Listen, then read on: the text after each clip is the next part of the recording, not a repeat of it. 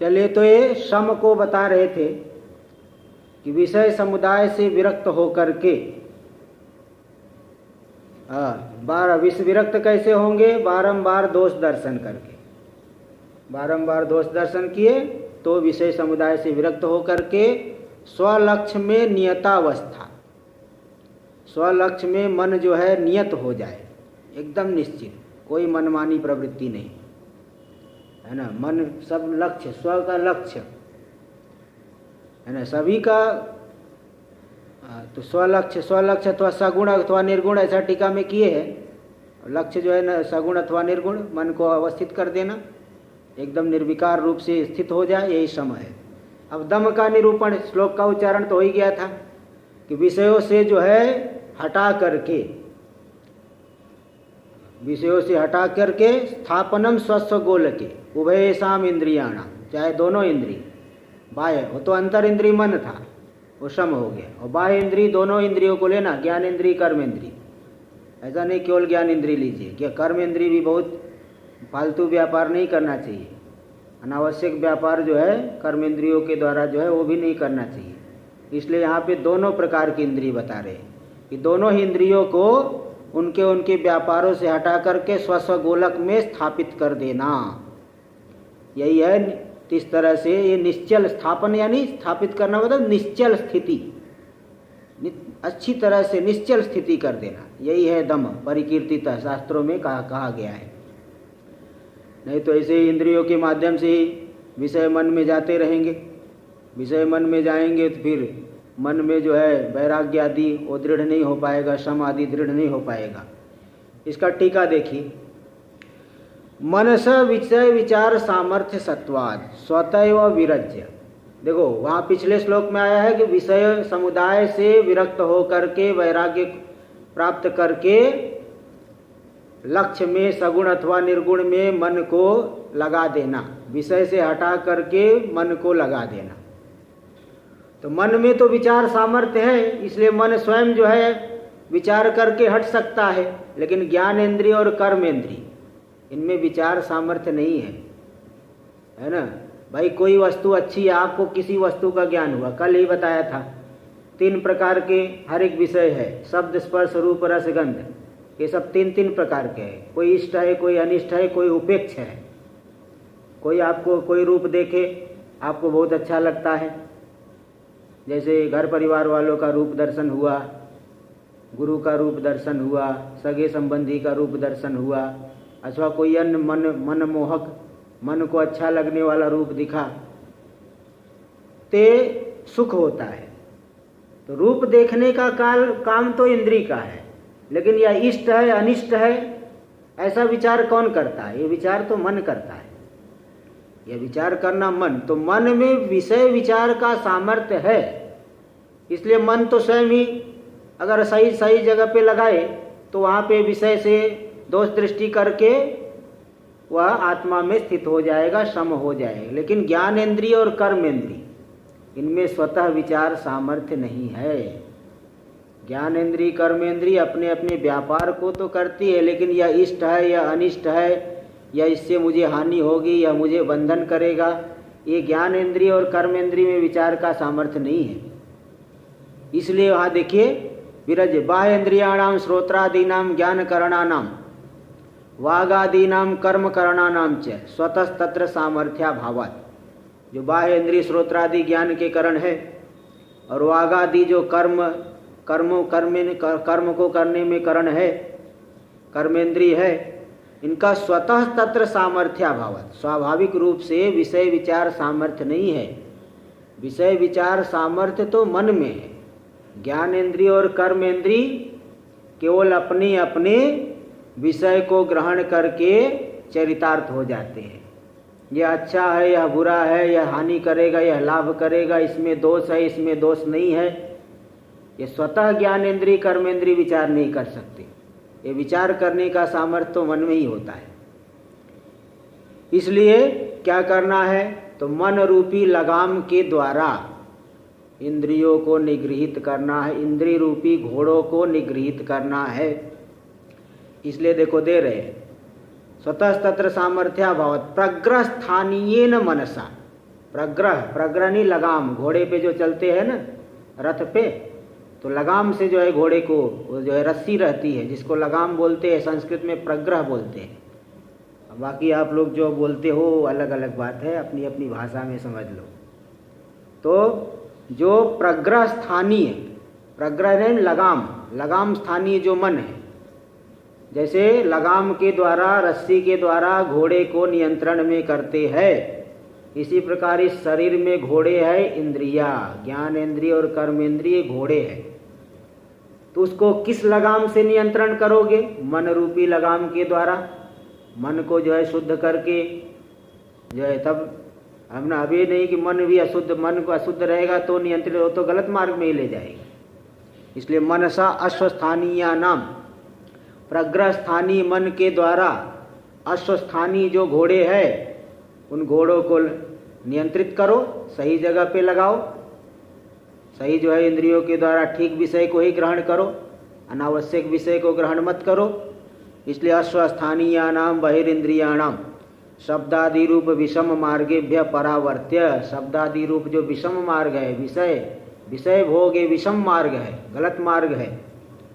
देखो पहले भी कई बार आप लोगों को बताया, यहाँ ये नहीं कहा जा रहा है खाना पीना बंद कर दो, यहाँ ये कह रहा है कि जो विषय आपके मन में वासनाओं को बढ़ाते हैं ऐसे विषयों का सेवन मत करिए।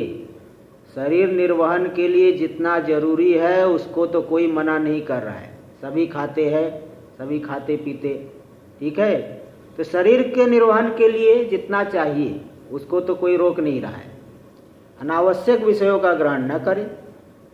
यहाँ ये बातें बताई जा रही, इसलिए कह रहे हैं कि शब्दादि रूप विषम मार्गेभ्य परावर्त्य, इन इंद्रिय रूपी घोड़ों को विषम मार्ग से, गलत मार्ग से हटाना है। केवल विषय ग्रहण में ही नहीं लगना है, जितना आवश्यक है केवल उतना ग्रहण करो, बाकी साधना में लगो।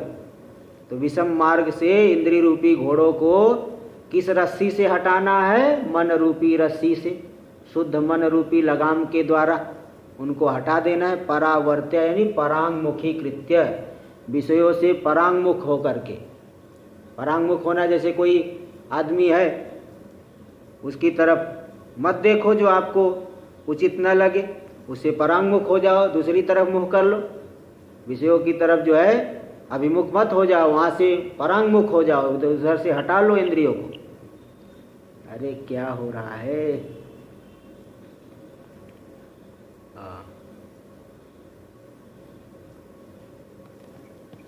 तो विषयों से, तो एक कह रहे थे कि मन रूपी लगाम के द्वारा उन विषम मार्ग से हटा करके, विषम मार्ग से इंद्रियों को हटा करके, हाँ, परांगमुखी कृत्य कहाँ पे स्थापित कर देना, कहाँ पे निश्चल रूप से स्थित कर देना? स्वस्व गोलके, इंद्रियों का जो गोलक है, निवास स्थान है, जो इंद्रिय छिद्र है, जैसे चक्षु का छिद्र है, आँख, ये जो गोलक दिखता है वहाँ पे हटा रख दो।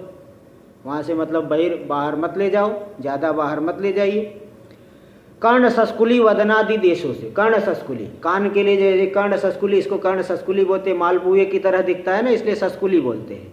वदन यानी मुख, वाणी का स्थान है मुख के भीतर, रसना इंद्रिय का स्थान है मुख, वदन, वदन यानी मुख। आदि देशेषु स्थापनम, आदि तत्त इंद्रियों के देशों में ही स्थापित कर देना, बाहर नहीं ले जाना अनावश्यक रूप से। तो उसको जो है इन अपने अपने देश में स्थापित कर देना, उपरत व्यापारता संपादनम, यानी व्यापार से हटा देना, जितना जरूरत है उतना ही ग्रहण करना। यत् सदमः परिकीर्तितः, ऐसा जो उपरत कर देना इसी को कहते दम। दम नाम का ये सद्गुण है, दैवी सद्गुण, ये जो है साधन। मन आदि नाम प्रग्रह आदि रूपत्वम, बोले मन को आपने लगाम बना दिया और इंद्री को घोड़ा बना दिया, ऐसा होता है क्या? इंद्री घोड़ा है, मन लगाम है, ऐसा रूपक आप क्यों दे रहे हो? बोले ये रूपक हम नहीं, कठोपनिषद में भी आया है।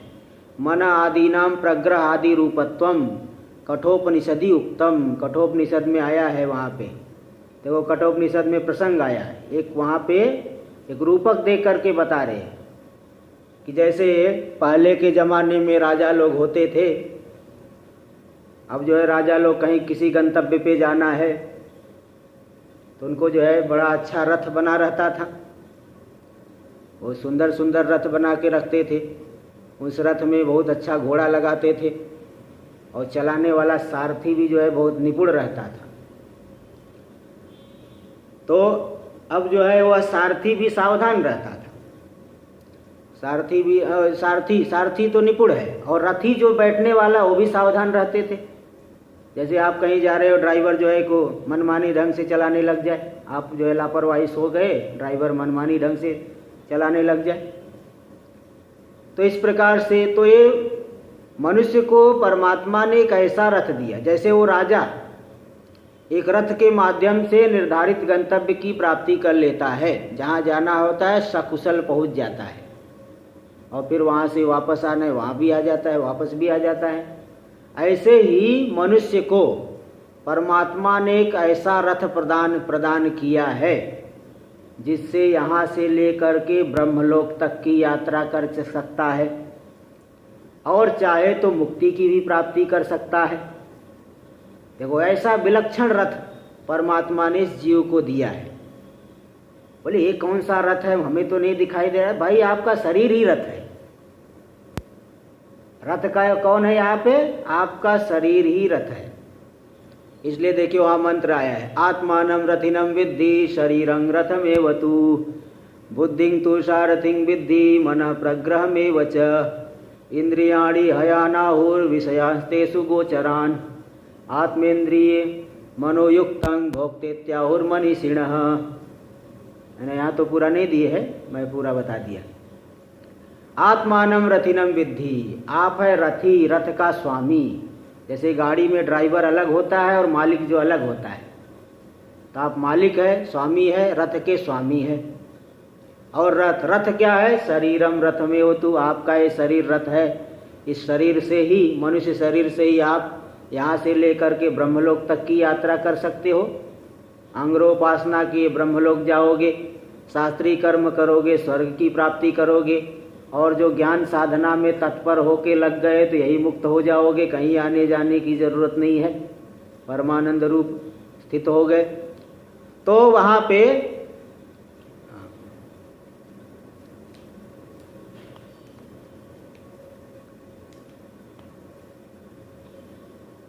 यहाँ पे परमानंद, हाँ परमानंद की भी प्राप्ति कर सकता है।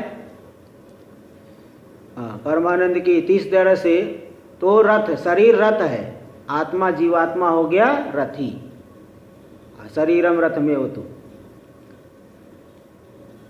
फिर आ गए कुछ लोग। चलो, तो शरीर हो गया रथ और आत्मा जीवात्मा हो गया रथी। अब भाई रथ को चलाने वाला कौन है? निपुण ड्राइवर, कुशल ड्राइवर। यहाँ चलाने वाला ड्राइवर कौन है? बुद्धिम तु सारथिम विद्धि, बुद्धि सारथी है। और मन प्रग्रह मेव च, मन जो है प्रग्रह है, लगाम है ना। और इंद्रियाणि हयानाहुर, इंद्रिया ही घोड़े है।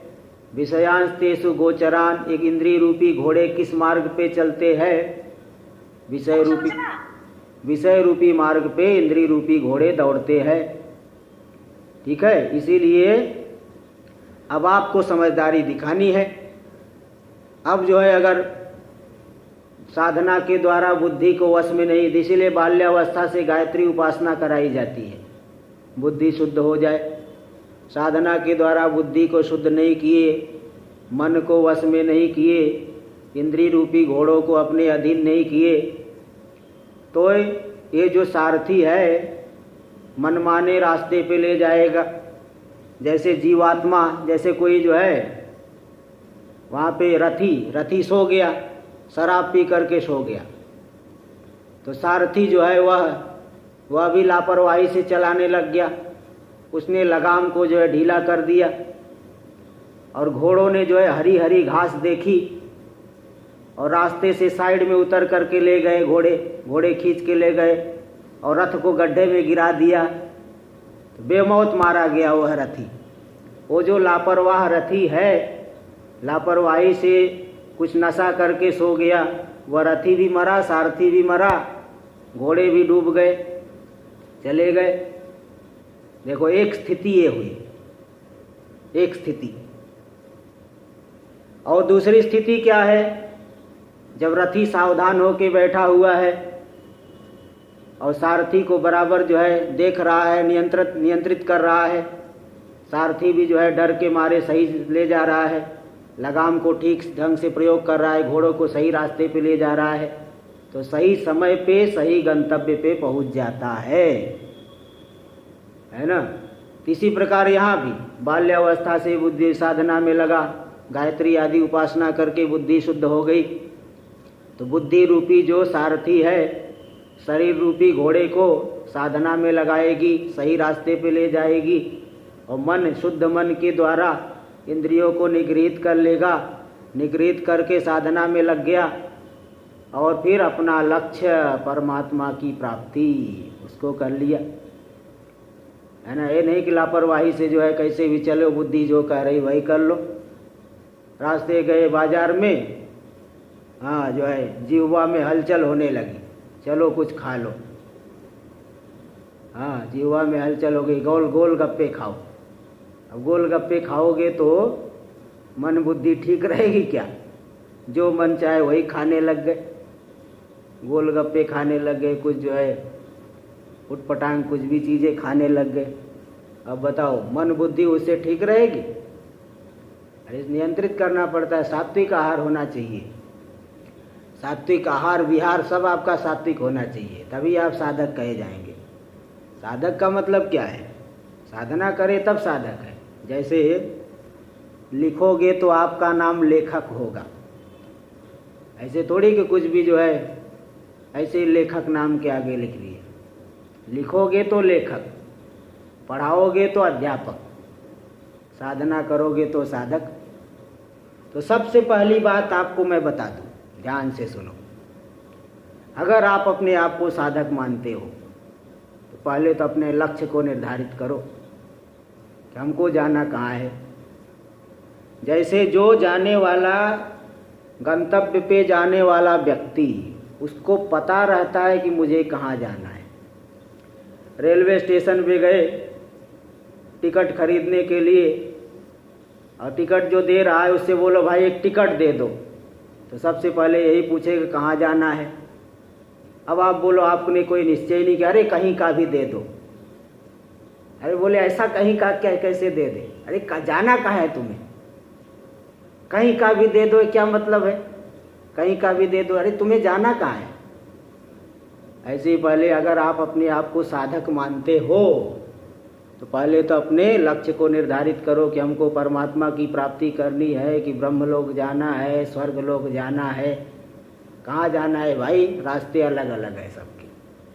दिल्ली जाना है, कलकत्ता जाना है, चेन्नई जाना है, कि हरिद्वार बद्रीनाथ जाना है, रामेश्वरम जाना है। आप जाना कहाँ है? रास्ते अलग अलग है सबके। एक ही रास्ते से नहीं कि एक ही से एक साधे सब सधे।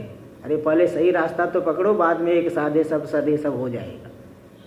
वो तो ठीक है, एक विज्ञान से सब विज्ञान ये तो बता रहे हैं, लेकिन पहले सही रास्ते पे तो लग जाओ।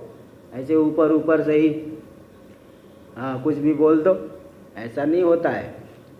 इसलिए अगर आप अपने आप को साधक मानते हो तो सबसे पहले जीवन में एक लक्ष्य निर्धारित कर लो कि मुझे क्या प्राप्त करना है, नहीं तो आपके साधकत्व नहीं मानी जाएगी। इसलिए अगर रथी जो रथ का स्वामी है वह जो है सावधान है, सारथी बुद्धि, यहाँ रथी है जीवात्मा, यहाँ सब रूपक का अर्थ समझ, रथी है जीवात्मा। आत्मानम रथिनम विद्धि, जीवात्मा रथी है, उसको जो है यहाँ से लेकर के ब्रह्मलोक पर्यंत तक जाना है अथवा मुक्ति की प्राप्ति करनी, जिसका जैसा लक्ष्य है। कौन सारथी है? बुद्धि सारथी है। बुद्धि रूपी सारथी मन रूपी लगाम के द्वारा घोड़ों को नियंत्रित करेगा। घोड़े मनमानी ढंग से नहीं कहीं भी घास खाने लग जाए, हरी हरी घास देखे रथ को लेकर के रोड से नीचे उतार दिए। ऐसा अगर लापरवाही मत करो, नहीं तो परेशान हो जाओगे।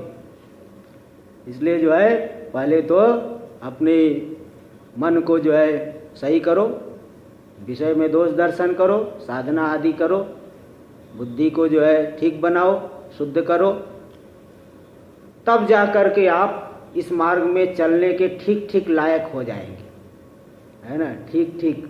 अभी तो चलो काम चलाऊ सरकार चल रही है, जैसे कोई काम चलाऊ सरकार फुल मेजॉरिटी में ना हो, बोले भाई चलो जैसे चल रहा है चलने दो। और जब अगर आप ठीक कर लिए मन बुद्धि को, तो आप फुल मेजॉरिटी में आ गए, काम चलाऊ सरकार तब नहीं रहेगी, तब जो है आप एकदम सही ढंग से आगे बढ़ पाओगे।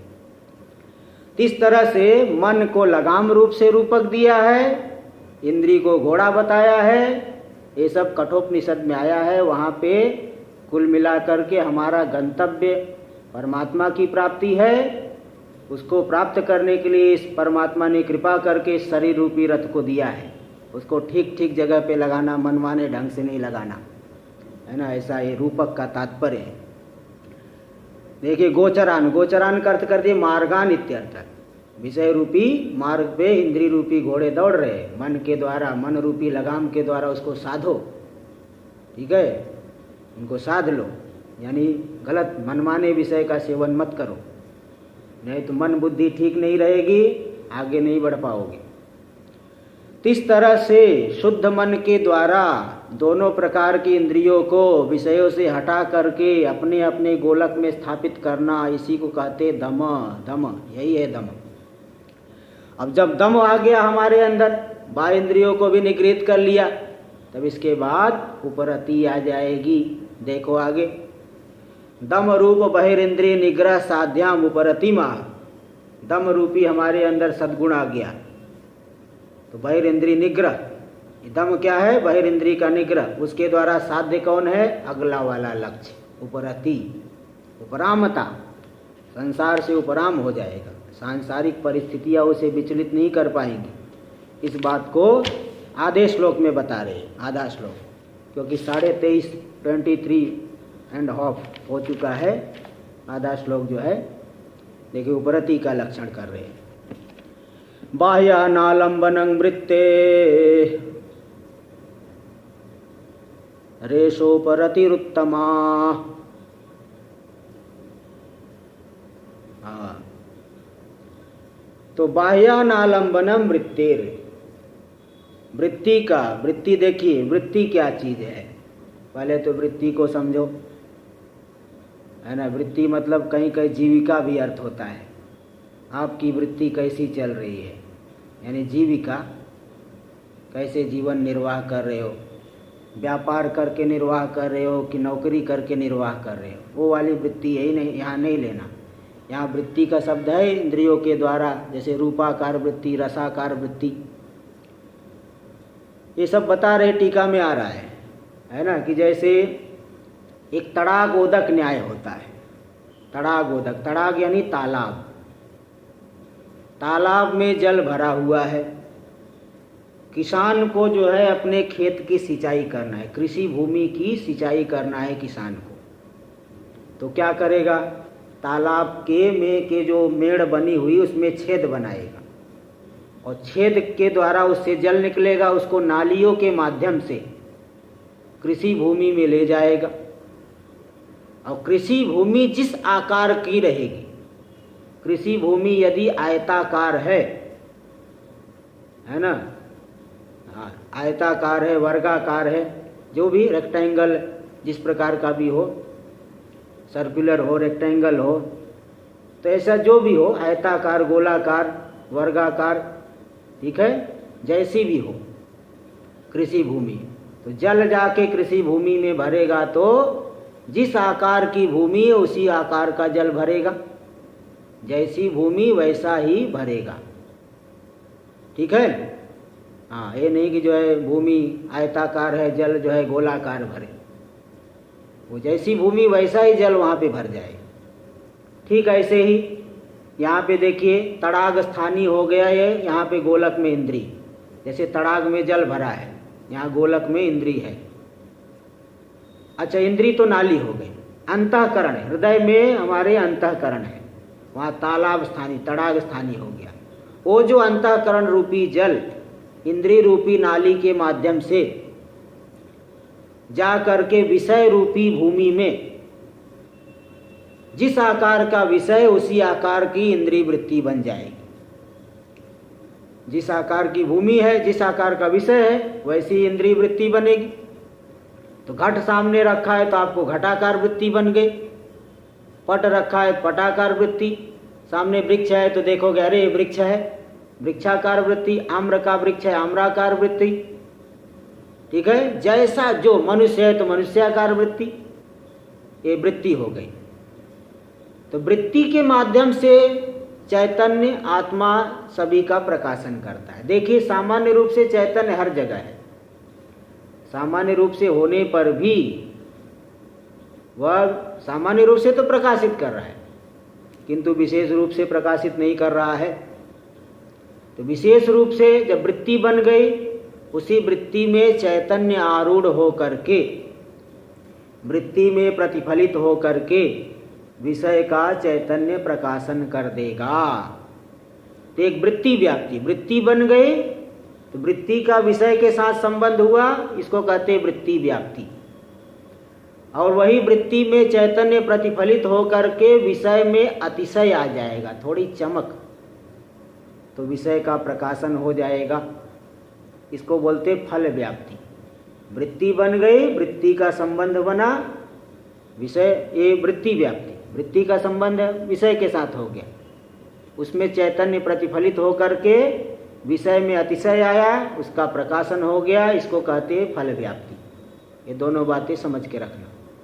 तो विषय की प्रकाशिका वृत्ति है, उस वृत्ति जो है बाह्य विषयों का आलंबन न ले, कि बिना जो है अच्छा कपड़ा पहने हम नहीं रह पाएंगे, बिना जो है इस चीज़ के हम नहीं रह पाएंगे, ये बाह्य विषयों के पे ही आलंबित होना है ना। अरे भाई जो है साधक है आप, है ना, ज़्यादा विषयों का आलंबन मत लीजिए। तो बाह्यानालंबनम वृत्तेर, हमारी जो वृत्ति है, रूपाकार वृत्ति, शब्दाकार वृत्ति, इंद्रियों के माध्यम से जो मन की वृत्ति बनती है, वह वृत्ति बाह्य विषयों का ज़्यादा आलंबन न ले, बल्कि परमात्मा का ही आलंबन ले, आत्मस्वरूप चिंतन करे, है ना। यही है उपरति।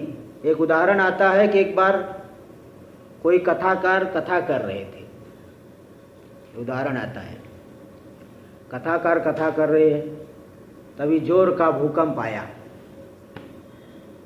भूकंप आया तो सब लोग, अर्थक्वेक आ गया, सब लोग वहाँ से भाग खड़े हुए। भूकंप आया, सब भाग खड़े हुए। तो लेकिन वो कथाकार वही के वही जमे रहे। बाद में थोड़े समय बाद माहौल शांत हुआ, सब लोग वापस आ गए। बोले महाराज हम लोग तो भाग गए, आप यही कैसे बैठे रहे? हम लोग तो दूसरी जगह जाके चले गए, आप यही कैसे बैठे रहे? तो उन्होंने बताया, देखो भाई, जिसको जो स्थान सुरक्षित लगा उस स्थान की शरण लिया। आपको जो स्थान जहाँ पे सेफ्टी मालूम पड़ी, सुरक्षित मालूम हुआ, उस स्थान पे आप गए। हमें जो स्थान सुरक्षित लगा हम वहाँ चले गए, मतलब वो वही बैठे, लेकिन उन्होंने परमात्मा का आलंबन ले लिया। तो जो है जिसको जो स्थान ठीक लगा वैसा आलंबन लिया, हमें जो स्थान अच्छा लगा हमने उसका आलंबन लिया। तो बस यही बात यहाँ समझना चाहिए, बाह्य विषयों का ज़्यादा आलंबन मत लो, परमात्मा का आलंबन लो। इसके बिना हम जी नहीं पाएंगे, इसके बिना हम मर जाएंगे, है ना। ये सब जो है उपरामता नहीं, उपरामता मतलब कैसे भी हमारा काम चल जाएगा। शरीर निर्वहन करना है, बहुत ज़्यादा VIP सुविधा में ही रहेंगे, फिर साधना नहीं कर पाओगे, उपरामता आपके अंदर नहीं आएगी। संसार से उपराम होना चाहिए, बाह्य विषयों का बहुत ज़्यादा आलंबन नहीं लेना। यही है, हाँ, यही उत्तम उपरति, उपरति उत्तम उपरति हो। देखिए इसको टीका में, तटाकोदक से तटाक छिद्र द्वारा, तटाक यानी तालाब, सरोवर, उसका जो जल है वहाँ पे छिद्र करके निर्गत्य यथा क्षेत्राद्यात्मना, नाली के माध्यम से खेत में, क्षेत्र यानी खेत में, कृषि भूमि में जा करके परिणाम, जिस प्रकार की भूमि है वैसा ही वो जल उस आकार का हो जाएगा। एवं अंतस्थस्य मनस, इसी प्रकार जो शरीर हृदय के भीतर है मन, वह श्रोत्रादि द्वारा, श्रोत्रादि इंद्रिय नाली रूप हो गई, इन छिद्रों के माध्यम से बहिरागत्य बाहर जा करके शब्दादि विषयाकारेण परिणमते, शब्दादि विषयाकार से इंद्रिया परिणम, जो विषय आपके सामने है वैसा ही तदाकार की वृत्ति बनेगी, जो भी विषय है तदाकार वृत्ति बनेगी। इसी को जो है तो तदाकार जो ये हुआ, तदाकारता आया, ये इसी को परिणाम जो हुआ इसी को कहते वृत्ति। तो शब्दादि विषयाकारेण परिणाम रूपा, मन जो है इंद्रियों के माध्यम से विषय देश में जाकर के जैसा विषय है वैसा ही मन का परिणाम हो गया। सामने घट रखा है तो मन का घटाकार परिणाम हो गया, यही वृत्ति। जैसे एक दूसरा उदाहरण समझिए, आपने लाइट जलाया, आपके कमरे में जो भी वस्तु रखी है, जैसे कुर्सी रखी है, कुर्सी, उस कुर्सी को प्रकाशन करेगी प्रकाश। ये नहीं कि कुर्सी के ऊपर रहेगा, कुर्सी के साथ एकीभूत हो जाता है। आपको अलग कुर्सी अलग प्रकाश अलग नहीं, बल्कि कुर्सी के साथ एकीभूत हो जाएगा प्रकाश। पुस्तक है, पुस्तक ये नहीं कि पुस्तक के एक हाथ ऊपर प्रकाश रहेगा, पुस्तक के साथ ही एकीभूत हो जाता है। ऐसे ही मन जो है जिस विषय में जाएगा उसी विषय के साथ विषयाकार से आकारित हो जाएगा, है ना। जैसे प्रकाश पूरे जो है विषय पे फैल गया, ऐसे ही विषयाकार से आकारित हो गया। ये जो विषयाकार है मन का विषयाकार रूपी परिणाम, इसी कहते वृत्ति। ये वृत्तिर्जायते। तो ये जो हमारी वृत्ति है बाह्य विषयों का बहुत ज्यादा आलंबन न ले, तभी उपरति कही जाएगी। तो निगृहीतेषु च बहिरिंद्रियेषु, बहिरिंद्रियों के निगृहित होने पर अंतस्थं मन न बाह्याकारेण परिणमते, भीतर जो है स्थित मन है, अब बाहर ज़्यादा नहीं जाएगा। इंद्रियों को खोल के रखे हो तो चक्षुर आदि के माध्यम से मन बहुत जाएगा बाहर, किंतु जब आपने बाहिर इंद्रियों को निगृहित कर लिया तो अंतस्थ मन ज़्यादा बाहर नहीं जाएगा। ज़्यादा बाहर नहीं जाना, उपरामता आ गई। तो बाह्याकारेण न बाह्याकारेण परिणमति, ये उपरामता हो गई। ये हमारे अंदर उपरामता कब आएगी? जब वैराग्य आदि होगा, विवेक वैराग्य समाधि सम दम हो गया, तब उपरति आ जाएगी। उनका फल है उपरति। वैराग्य नहीं है तो उपरामता संसार से कभी नहीं होगी, संसार में चिपके रहोगे। देखिए, यदा बाह्यम नालंबते चित्तम, आगे 24 पूरा हो गया। आगे देखिए, यदा बाह्यम नालंबते चित्तम, जब चित्त बाह्य विषय का आलंबन नहीं लेता, तदा शीतोष्णादि द्वंद्वस्य प्रतिमानत्वात्, आप अंतर्मुख हो गए। जैसे जो व्यक्ति गहरी निद्रा में चले गया तो मच्छर काटे कुछ भी हो मालूम नहीं पड़ता है। इसी प्रकार जब हमारा मन अत्यंत समाहित हो जाता है तो शीतोष्ण आदि, शीत ठंडी गर्मी, हानि लाभ जय पराजय, ये सब द्वंद्व प्रतीयमान नहीं होंगे। जब तक आपका मन बाहर बहुत ज़्यादा घूम रहा है, जरा सी बात, अरे ठंडी लग रही है, अरे गर्मी लग रही है, ये लग रहा है, वो लग रहा है, ऐसा हो गया, वो हो गया, धूप आ गई, छाँव आ गया, ये हो गया, वो हो गया, दुनिया भर का विकल्प करते रहेगा। लेकिन मन जब समाहित होगा तो शीतोष्ण आदि द्वंद्व प्रतिमान नहीं होंगे, ज़्यादा आपको घात नहीं करेंगे, मालूम ही नहीं पड़ेंगे। तो कर्म कालादिवसात, कर्म से देखो, कभी आपको दुख मिला सुख मिला, कैसे मिलता है? हमारे कर्मों की वजह से ही मिलता है। हमारा कर्म वैसा है कि आपको सुख दुख मिलेगा। और काल भी कारण बनता है। अब जैसे ग्रीष्म ऋतु है तो आपको गर्मी तो लगेगी, ठंडी का समय चल रहा है तो ठंडी लगेगी, बरसात का समय है तो बरसात तो होगा ही, क्योंकि काल है ना। तो कर्म अथवा काल आदि के बल से वे सब चीज़ें प्राप्त होने पर भी जब हमारा मन उपराम हो गया तो फिर कोई भी व्यक्ति वो सह लेगा, बिना किसी कोई चिंतन ही नहीं, कोई उधर ध्यान ही नहीं देगा, तितिक्षा आ जाएगी। तो तत्सहन रूपा तितिक्षा सिद्ध्यति, तितिक्षा उसके अंदर आ जाएगी। तितिक्षा का मतलब नहीं कि मन मार करके सह लेना, जैसे ऑफिस में गए बॉस ने डांटा अब अंदर ही अंदर गुस्सा तो आया, हाँ देख लूँगा इसको, सह तो लिया, अंदर ही अंदर गुस्सा किया, उसको तितिक्षा नहीं कहते। बिल्कुल जो है उधर ध्यान ही नहीं देना। तो जब जो है कर्म काल आदि के प्रभाव से शीतोष्ण आदि द्वंद्व प्रतीत तो होंगे, लेकिन उपरामता जब आ गए तो उनको सहन कर लेंगे, तितिक्षा आ जाएगी, उधर ध्यान ही नहीं देंगे। इसी बात को अगले श्लोक में बता रहे हैं। श्लोक नंबर 25 पेज नंबर 18 पे चल रहा है, जिसको नहीं पता हो देख ले। श्लोक नंबर 25 उच्चारण किया जाए। सहनं सर्व दुःखानां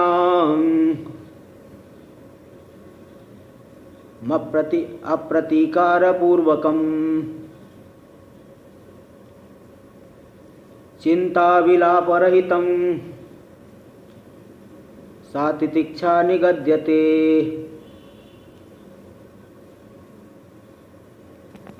अप्रतीकार पूर्वकम, चिंता विलापरहित।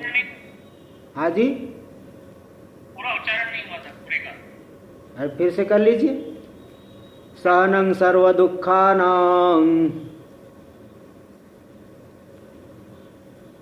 अप्रतीकार पूर्वकम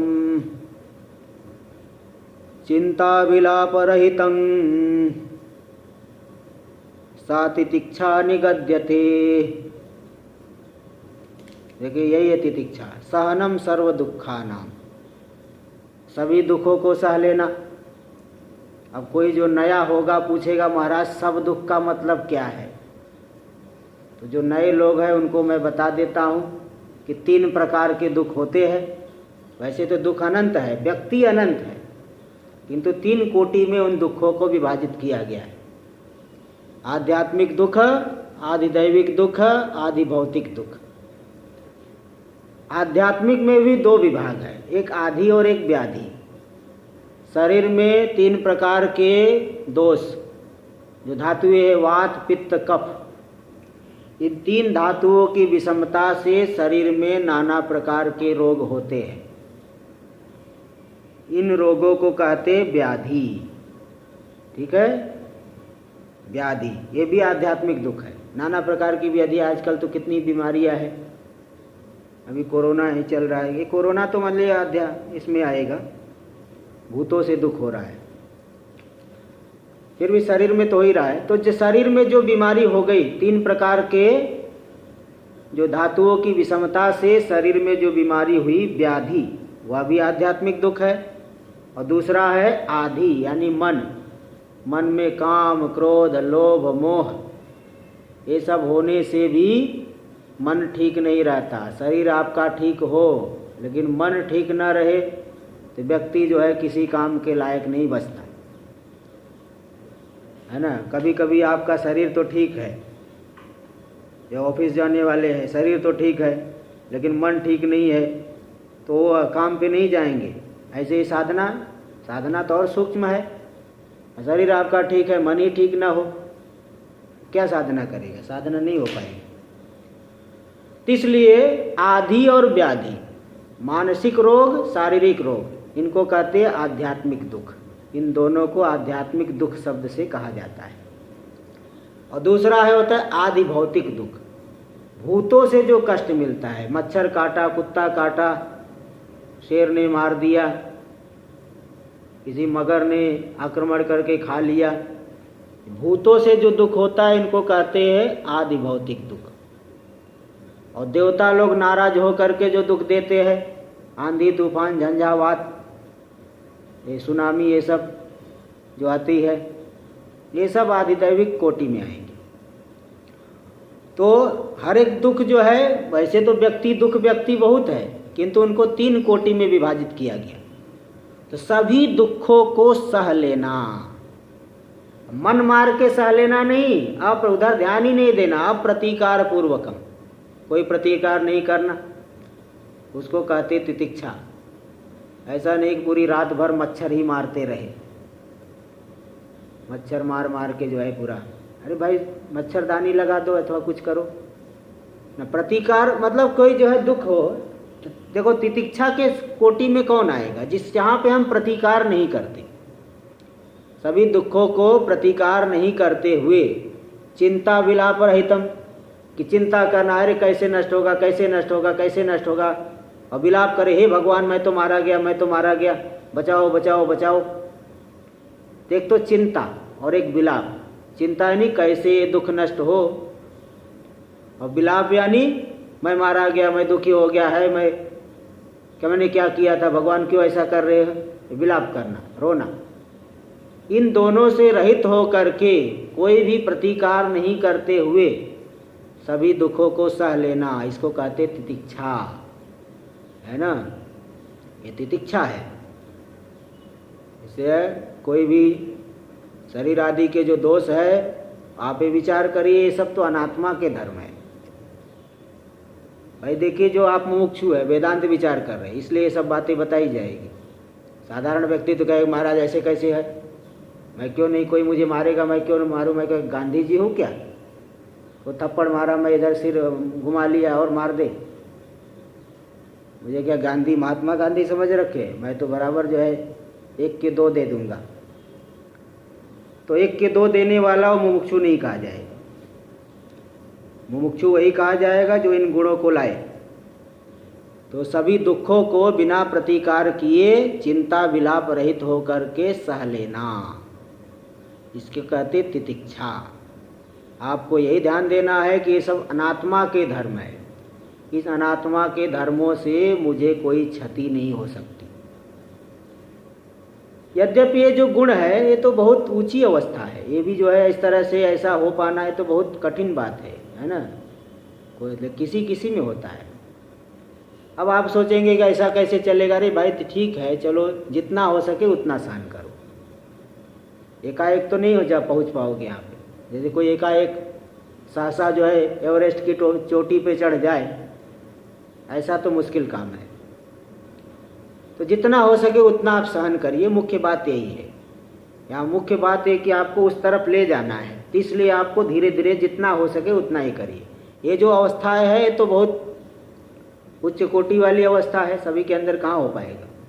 इसलिए जितना हो सके उतना करिए, सभी दुखों को प्रतिकार नहीं करते हुए सहन करिए। चिंता विलाप से रहित हो करके इसको सहन करना, ये तितिक्षा है।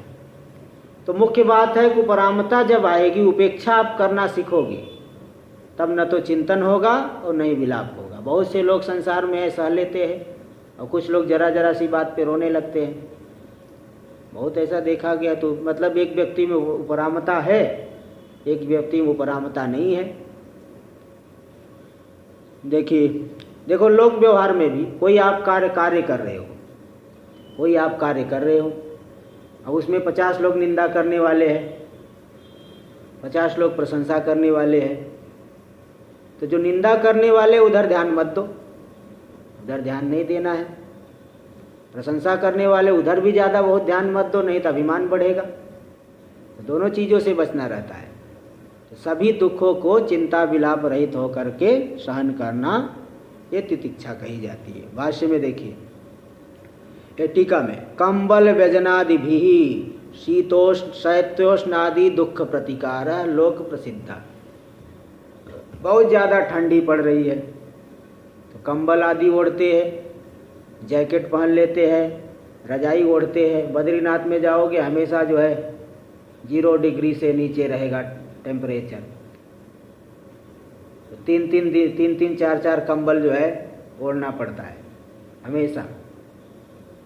ठंडी में भी वहाँ रहने वाले बहुत से महात्मा हैं, एकदम जो है वहीं पे रजाई के अंदर ही हमेशा पड़े रहेंगे, वहीं पे भजन उसी में जाप आदि करते रहते हैं। तो शीत ठंडी को दूर करने का उपाय है कंबल आदि, और गर्मी औष्ण्य आदि उष्णता को दूर करने के उपाय व्यजन यानी पंखा आदि से। एसी ले लो, कूलर, एसी कूलर, इन सब से जो है गर्मी को दूर किया जाता है। ये तो लोक सिद्ध है, लोक में ये सिद्ध है कि इनके द्वारा ठंडी लग रही है तो कंबल आदि पहन लो, स्वेटर पहन लो, कंबल आदि ओढ़ लो, स्वेटर पहन लो, जैकेट पहन लो, ठंडी दूर हो जाएगी। और गर्मी पड़ रही है तो पंखा चालू कर दो, एसी चालू करो। ये तो लोक में प्रसिद्ध है, कोई नई बात नहीं है। तो तादृश सामग्री अभावे भी, ऐसी जिनके पास सामग्री नहीं है, कुछ न कुछ तो कमी रहती है, तो जो है जो भी सामग्री नहीं है तो वहाँ पे चिंता करने लग रहा, किम अस्माभिर दीन करणीयम, देखो हम कितने दीनहीन है, कितने गरीब है, मैं क्या करूँ, कैसे इस दुख को दूर करूँ, कैसे बचूँ, दुनिया भर की चिंता। बोले चिंता मत करो।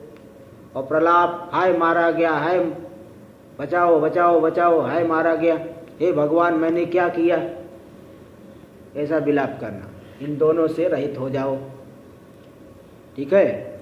तो विचार साधन तितिक्षायास तथा त्वं व्यावर्तयति, जो विचार का साधन तितिक्षा है, उस तितिक्षा में चिंता विलाप नहीं होता, दुख का प्रतिकार करने की कोशिश नहीं करता, है ना। तितिक्षा जो है तभी मानी जाती है।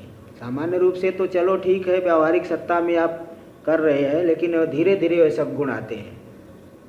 तो विचार साधन तितिक्षाया, जो विचार का साधन श्रवण आदि का साधन तितिक्षा है, उसमें न तो दुख का प्रतिकार करना चाहता है, न चिंतन करता है, न विलाप करता है। तो चिंता विलाप रहित होकर के बिना प्रतिकार किए सभी दुखों को सह लेना, यानी उपेक्षा कर देना, उधर ध्यान ही नहीं देना। सह लेने का मतलब उपेक्षा करो। तो इसलिए कह रहे अप्रतिकार पूर्वकम चिंता विलाप रहितम यत् सहनम तत्तितिक्षा। भाई आगे का पाठ जो है कल होगा, क्योंकि 1 घंटी लग चुकी है यहाँ पे। ओम पूर्णमदः पूर्णमिदं पूर्णात् पूर्णमुदच्यते पूर्णस्य पूर्णमादाय पूर्णमेवावशिष्यते। ओम शांति शांति शांति। शंकरं शंकराचार्यं केशवं बादरायणं सूत्रभाष्य कृतौ वंदे भगवन्तौ पुनः पुनः।